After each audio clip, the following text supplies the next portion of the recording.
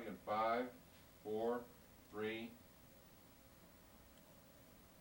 Well, Monsieur Annaud, it's very nice to have a chance to get to know you. You have been just a name that I have read and never been able to put a face to, so it's nice to be able to have this chance to talk with you. And especially about this movie, Quest for Fire, because we have read in this country what a fantastic hit it is in Paris. Has it played other places in Europe or just in France? Yes, it has. It opened last week in Rome, and it is also a fantastic hit.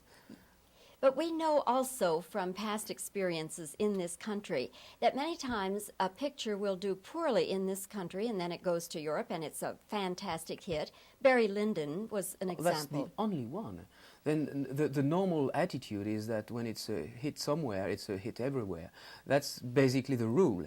And then when it comes to the medias, to say, oh, there is something unique, like Barry Lyndon, that is one example. And the other one is Jerry Lewis, who's been a star in France later than he was a star in America.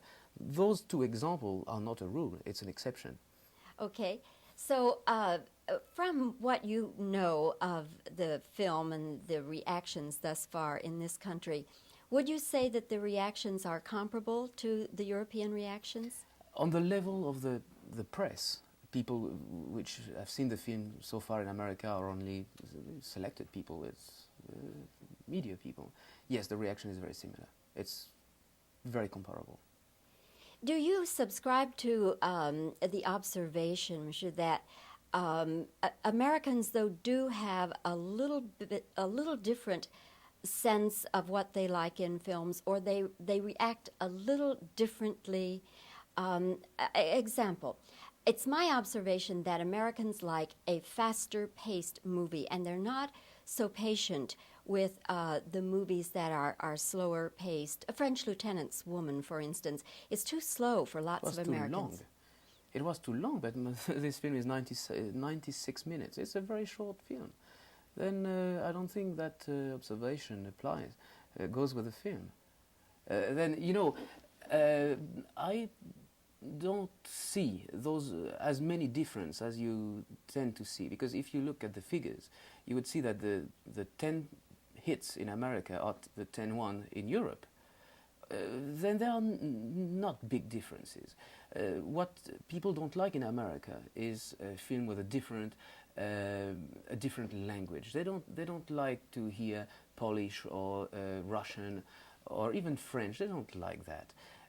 As long as the story is carried by images and good sound, when it's an adventure, they like it.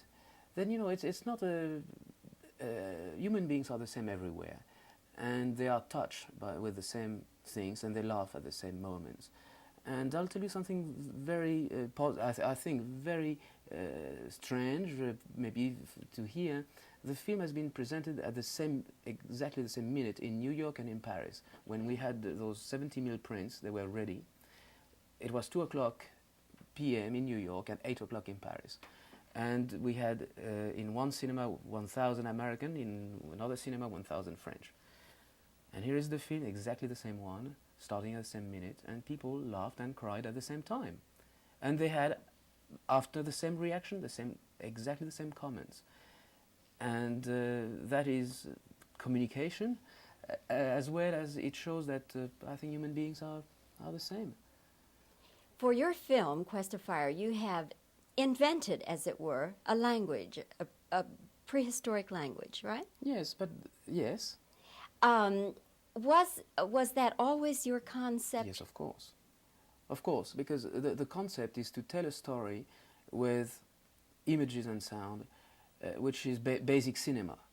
Any good film, the best scene of a good film are scenes without any dialogue.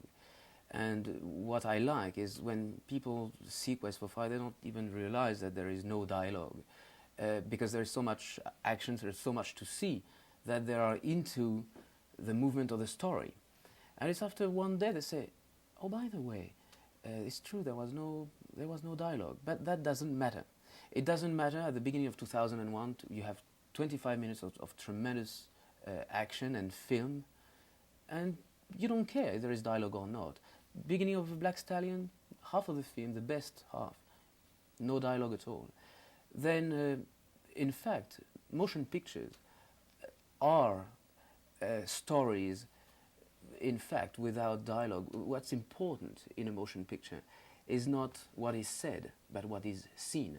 If you can listen to a film, then you don't have to go to the movie house, just open the radio.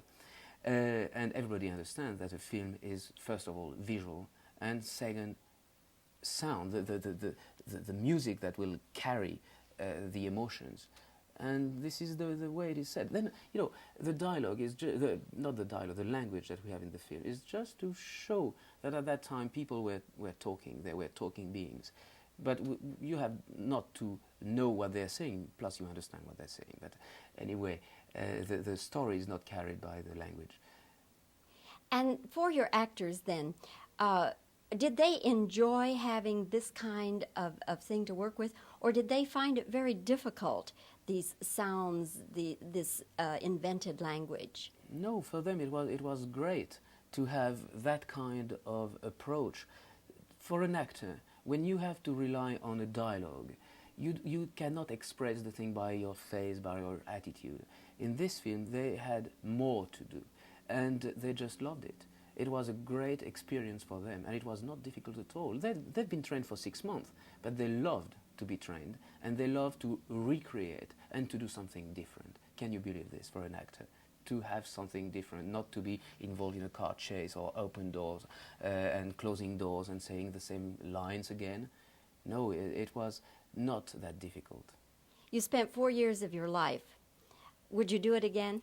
Yes, even if it would take longer. Okay, that says it all right there. It was a pleasure meeting you, and we hope that Quest for Fire is a big success in this country as it is in Europe. Thank you. Thank you, monsieur. Do you need some... Stop tape for just a second. Bobbie wants to do some... All right, now you don't need to do Okay. anything. This is Bobbie only, right? Bobbie That's only, right. with sound. Yes. B.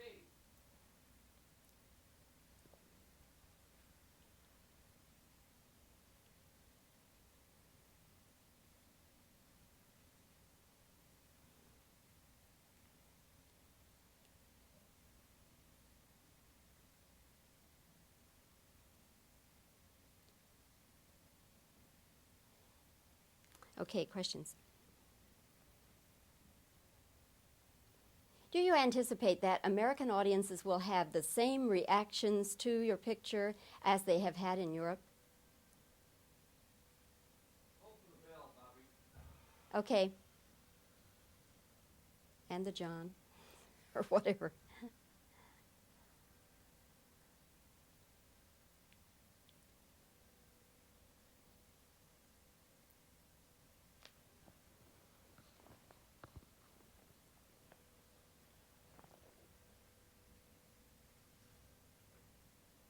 Just like making movies, isn't it? Yes. Hold for the jet airplane. Clear?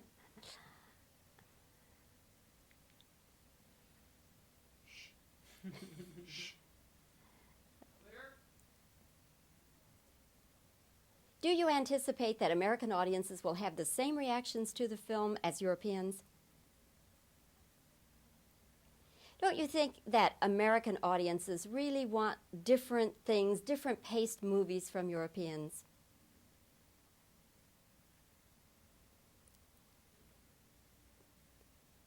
Let's see. For this film, you actually invented a prehistoric language, didn't you? Did the audience, excuse me, did the actors enjoy this working with an invented language, or did they find it difficult? Okay, there was one other good question. What was it?